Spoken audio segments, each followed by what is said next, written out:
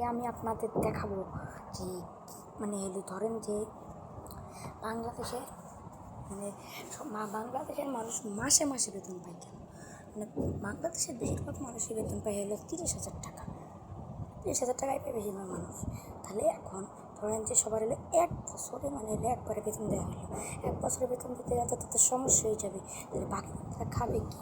এই জন্য এক মাসে বেতন দেওয়া হয়।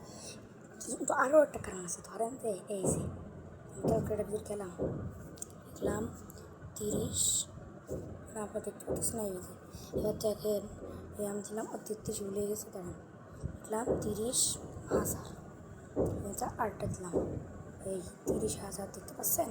30,000 শূন্য ছোটো, ঠিক আছে। এখন তাহলে 30,000 যে হইল, এখন আমি এটার সাথে গুণ করে দেবো। এক বছরে কত? 65।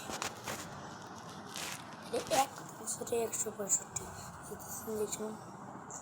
165 দিনে 65 প্রায়। তাহলে তোর কত আসছে? গুণে দেখি, দাঁড়া 1 2 3 4 5 6 7। তাহলে এখন 7, প্রায় 1 কোটি, প্রায় 4 কোটির উপরে, তোমার 400 কোটি হয়ে গেছে প্রায়। এটা আর বাচ্চা 40 কোটি। এত টাকা তাহলে কীভাবে তারা দিবে?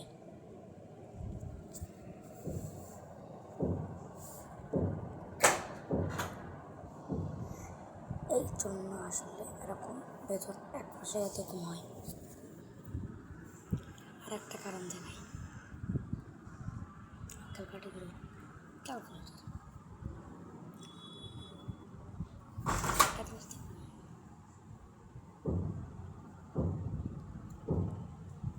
বন্ধুরা, আমার আম্মু ছিল তাই কিছু বলছেন না। আচ্ছা, এখন আবার শুরু করি। এখানে আমি দেখতেছি তাহলে আমাদের 165, আমি একটু মনে করতেছি, তাহলে 165 দেখেন যোগ না 165, 30,000 টাকা পর্যন্ত পাই প্রতি মাসে মাসে। কিন্তু তাহলে 165 করে দিতে হবে। তাহলে হচ্ছে কীভাবে জানেন? 165 যদি এক মাসে যদি 30,000 পাই, তাহলে এক মাস বাকি হলো। এখন তাহলে এক বছরে সে কত টাকা পাবে?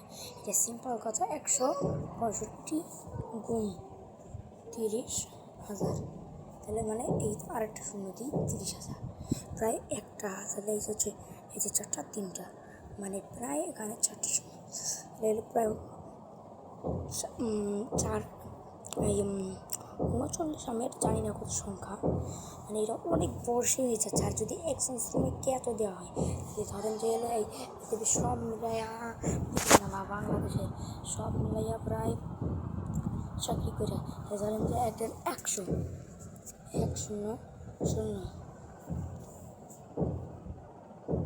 গুণ 4 9 5 0 0 আর একটা শূন্য, 3টা শূন্য ছিল, 8টা শূন্য ছিল।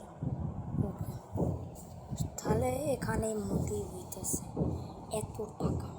আপনারা দেখে নেন কতগুলো। এত টাকা কি সরকারের প্রচণ্ড যদি দিতে খেয়ে যায়, তাহলে কীভাবে করবো? এই জন্যেই শ্রমিকদের মাসে মাসে বেতন দেওয়া হয়েছে, তাহলে টাকাটা একটু হ্যান্ডেল করতে পারে। তাছাড়া তো টাকা হ্যান্ডেল করা যাবে না। তো বন্ধুরা, আজকের মতোটা ভিডিও এ পর্যন্ত শেষ।